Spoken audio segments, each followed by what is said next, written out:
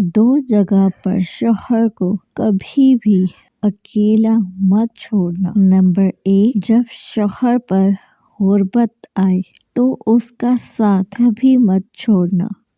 बीवी शौहर की सबसे अच्छी दोस्त होती है और दोस्त कभी मुसीबत में अकेला नहीं छोड़ता। दूसरा, जब शौहर बीमारी की हालत में हो उसे कभी अकेला मत छोड़ना, क्योंकि वहाँ तुम्हारी वफादारी का इम्तिहान है। अल्लाह ताला हम सबको हर अच्छी बात समझने की तौफीक अता फरमाए, आमीन।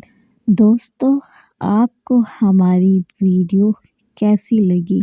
मज़ीद ऐसी वीडियोस के लिए हमारे चैनल मोरल ऑफिशियल को सब्सक्राइब करें। जज़ाकल्लाह।